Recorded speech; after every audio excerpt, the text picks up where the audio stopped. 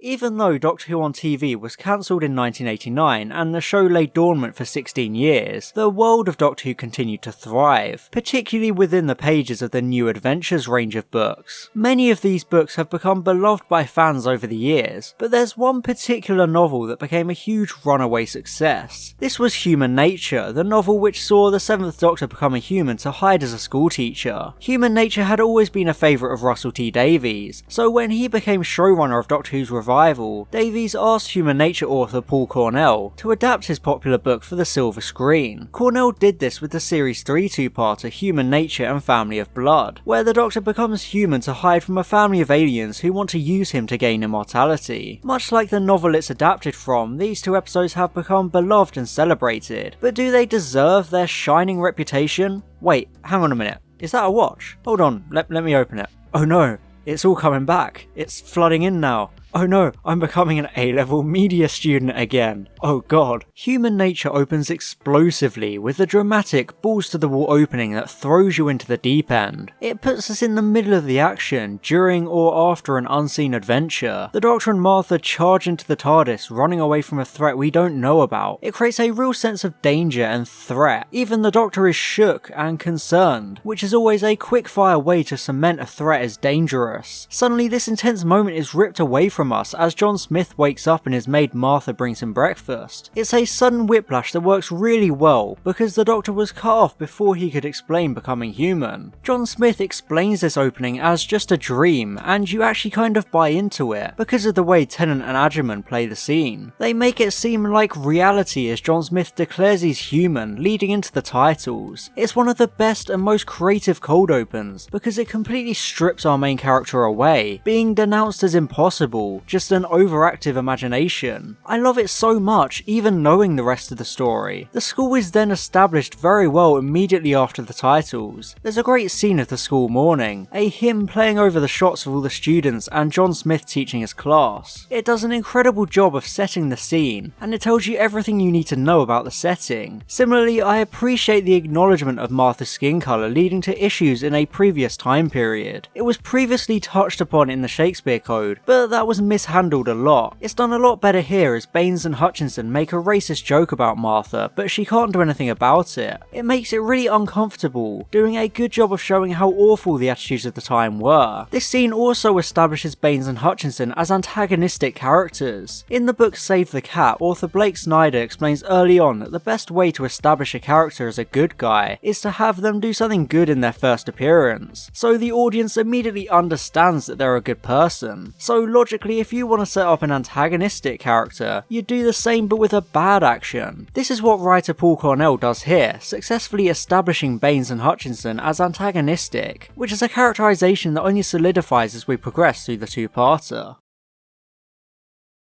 We then get a good character moment established by doing a good thing, once again using that Save the Cat technique. John Smith bumps into Joan, the school matron, in a very cliché encounter as John drops books on the floor. It is cliché, but it's acted well, and it establishes the pair have a good working relationship, but with some chemistry and fondness below the surface. This is shown by them both finding themselves flustered at moments, especially because John gets overwhelmed by awkwardness at her offer to go to the dance, and falls down the stairs, forcing them to get even closer as she tends to him. It's a really good, quick way to establish their relationship without trying too hard or rushing things. I do like that Martha rushes in really protectively and asks if Joan has checked for a concussion. It's a really effective way of showing us that everything isn't as it seems, since she still has her medical knowledge and isn't just a simple maid after all. However, even though it shows that Martha is actually Martha, the scene still makes sure to emphatically confirm that John Smith only has one heart, proving he isn't the Doctor. It's such a great scene, and I love the Journal of Impossible Things, with all the sketches of the monsters and designs from the series. It's a great prop which is designed really well by artist Kellyanne Walker, and the score makes the scene really good and mystical. The arrival of the Family of Blood is a really clever scene, starting with Martha and Jenny having to drink outside of the pub because they're women. It continues to show the views of the time, but then we see a weird green light in the sky, setting up an otherworldly feeling thrilling as the comet lands and lights start to scan the area. It's such a great setup that oozes mystery, reminiscent of 50s and 60s science fiction with abductions and strange lights in the sky. Much like that period of science fiction, Baines gets body snatched, which is itself a brilliant scene, making him small, scared and inferior, contrasting the confident swagger from earlier on. It shows us the deeper insecurities of Baines. After his body gets taken over, he comes back into the school and the camera work is impeccable. It always shows him with an uncomfortable and sinister close-up angle shot of him. This, combined with his strange behaviour, creates a very uneasy feeling that shows how wrong things are and they're very unnatural. Then the farmer and the little girl get taken too, swarmed by scarecrows, which is a great creepy scene. The family of blood is just a creepy villain throughout. I love their mannerisms and how the camera is used for shots of them. It creates a really sinister atmosphere and establishes them so well. They use Jenny as a way to get proper access to the school, since Baines on his own wouldn't be good enough for their plan. It's a really smart way to use the cast, and there's a good scene with Martha and Jenny, feeling quite tense because there's that dramatic irony of us knowing Jenny is now part of the family of blood, but Martha doesn't. However, Martha quickly clues onto this, with a great moment as she suggests tea with gravy, mutton, sardines and jam. It's a good way for her to find out the family has found them, along with showing her intelligence and creative quick thinking. I think one of the most underrated characters in the story is Timothy Latimer, the boy who has the watch for most of the story. The very first we see of him is him being bullied, which is a good way to introduce him as an underdog and an outcast. He's different from the other students, especially because he shows some psychic abilities. Latimer is presented as kind of an afterthought, just like the watch, which is itself an afterthought to John Smith. It therefore makes a lot of sense that Latimer is drawn to the watch and takes it, with a good moment of him opening it and being almost overwhelmed by everything the Doctor is. Latimer is shown to be a moral character, objecting to the idea of shooting at natives with spears. However, even though John Smith had been supportive of Latimer in the previous scene, here he gives permission for Latimer to be beaten for his morals. It's a really good way of showing the difference in morals between John Smith and the Doctor. We're so used to the Doctor being pacifistic and moral, but John Smith is shown to be so different. It creates a good contrast because it sets the two characters even further apart from one another, and feeds John Smith's dilemma later on. However, Joan Redfern serves almost as a moral compass, representing the Doctor's morality within John Smith, since she disagrees with war and training children to fight. It's really nice that we get a lot of time to explore John and Joan's relationship as it quickly develops. They get lots of little moments together, really benefiting from the slower pace of a two-parter, as they get more time to develop their bond and make you feel invested in them.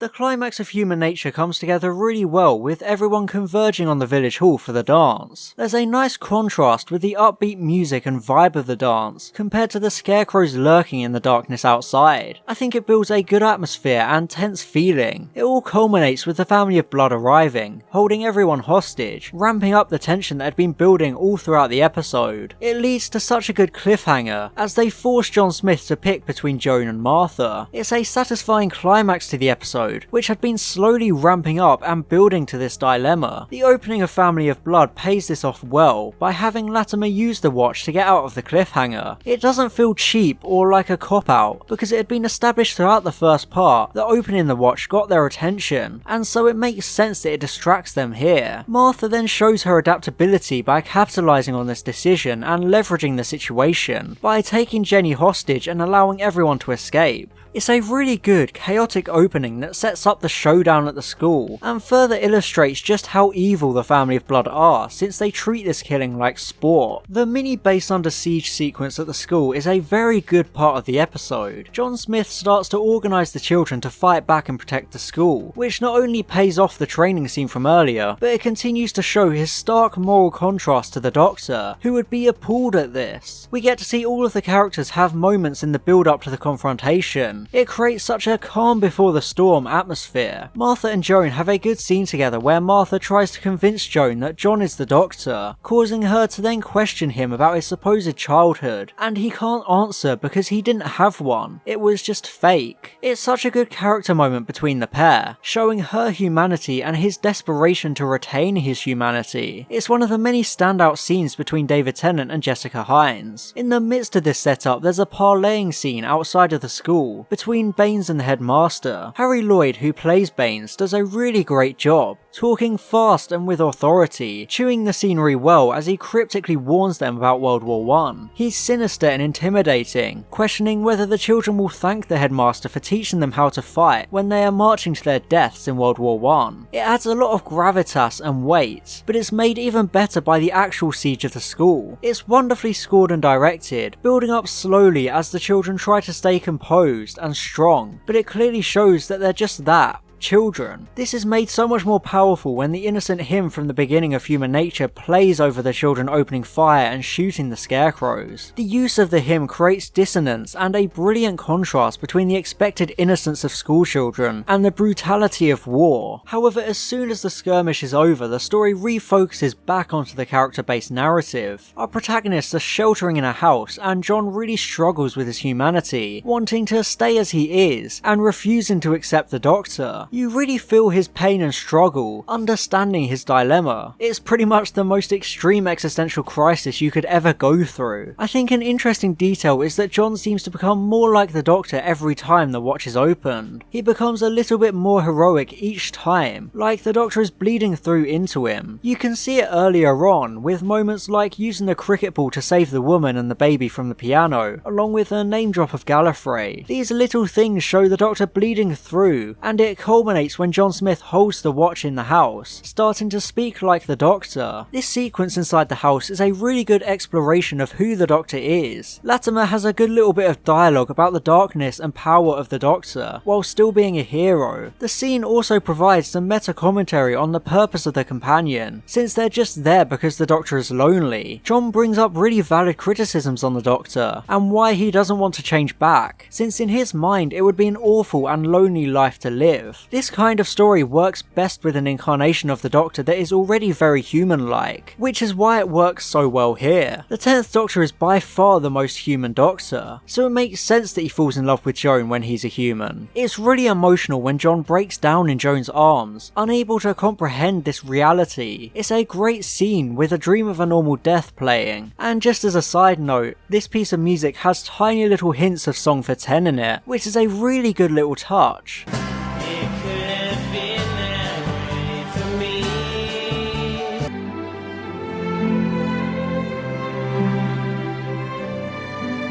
During this scene, you really feel both of their pain. Joan has to let go of the first man she's loved since her husband died, and John has to let go of his entire sense of self and existence. It feels so weighty and emotional, acted perfectly. I think it has to be up there as one of the greatest dramatic scenes of the Russell T Davies era, especially because of the flash forward of the life John and Joan will never have. John's dilemma is explored so well throughout every part of these two episodes, really driving the agony and tragedy home.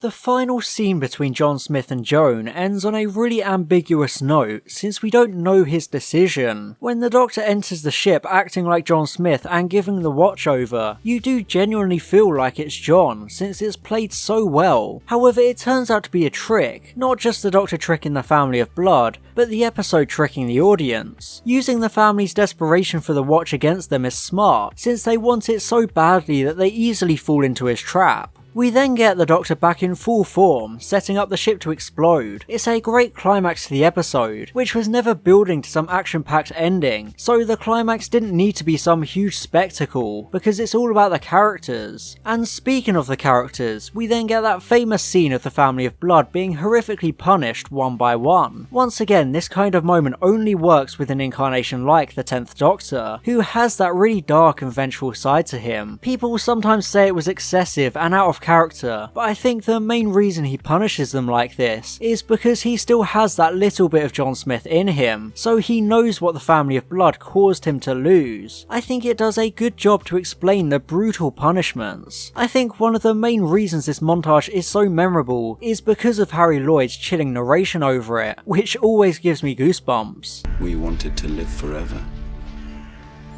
so the Doctor made sure that we did.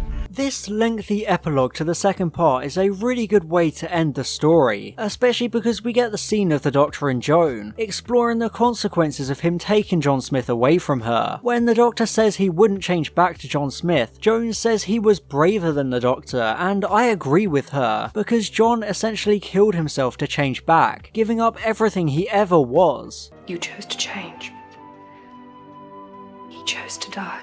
Jessica Hynes really is the standout star of this scene, doing a great job of showing her grief and bringing up how it was the Doctor that brought all of this death and destruction to the village, whether he intended to or not. However, right at the end, after everything she has gone through and everything she has lost, she picks up the Journal of Impossible Things. It's all that remains of John Smith, the man she loved, and you can really tell how much that means to her. Then, in the actual ending of the episode, we get a payoff to those intermittent World War I flash forwards of Latimer, with him saving his bully Hutchinson. After all of that, everything he endured at the hands of Baines and Hutchinson, Latimer doesn't give up on him and pulls him through. It's something that the Doctor would do, and it proves that Latimer is best boy. However, it's what follows this that is the most powerful part of the ending. It takes us to modern day at a Remembrance Day service an elderly Latimer is at. He looks and sees the Doctor and Martha, still the same age all of these years later, as the traditional "they will not grow old" passage is read out, and because of the way these shots are constructed and ordered, I think this reading applies to the Doctor, who lives forever, and John Smith, who died all of those years ago. I think this because it ends on a shot of the Watch, which was everything the Doctor and John Smith were. I think this final scene is one of the most powerful moments of the entire revived run of the show, and it always makes me get all choked up no matter how hard I try. It's honestly beautiful. If this video has been overly analytical and detailed, I'm sorry, but I couldn't help it. When I sat down to watch this story, I knew it was good, but my media studies brain just activated, and I couldn't help but see all of these details and connections in the story. It's such a finely crafted story with so much underneath the hood that you can find all sorts of connotations and meanings within it. Every single member of the cast does an amazing job. All of the characters are acted so well. I've shown particular praise for Tennant, Jessica Hynes, and Harry Lloyd already, but I think Freema Agyeman puts in a really solid performance here. Martha is given a significant focus as the Doctor's carer. She's given some great scenes, including one near the end where Martha has to convince John Smith to believe in the Doctor, which is a unique twist on the running theme of her getting people to have faith in the Doctor. Not only are all of the characters acted well, but the directing and camera work is done superbly too. It's visually interesting and impressive, with a real style about it. Paul Cornell adapts his own 1995 novel flawlessly, with the more human 10th Doctor feeling more suitable compared to the 7th. It blossoms thanks to the two-part format, giving us plenty of time to establish characters and relationships. The exposition is handled really well, such as the scene of Martha in the TARDIS that gives us flashbacks of the Doctor changing, and then giving Martha the instructions. It's both a satisfying explanation and a clever way to do exposition. The music of the story is also outstanding, with Murray Gold's soundtrack giving a lot of emotion and atmosphere to so many scenes. I think it's impossible to not give this two-parter an S rank on the Series 3 tier list. I know everyone gushes over it already, but it's absolutely deserved. It's such an impressive story in every aspect. It's a masterpiece of dramatic television, so it's no surprise it got nominated for a Hugo Award in 2008. The character work is excellent, and there's so much weight to the story. I feel like it could be the perfect story to show someone who doesn't like Doctor Who because they think it's all camp and goofy. I love these two episodes more and more the more I talk about them, so I'll probably shut up before I end up just a gushing mess on the floor babbling about how great it is, but I can't guarantee the same for the next episodes to come. And I'd like to give a special thank you to my gold level patrons, Steph McNever Miller and Mark Hip Old Guy Taylor. Thank you a lot for your support.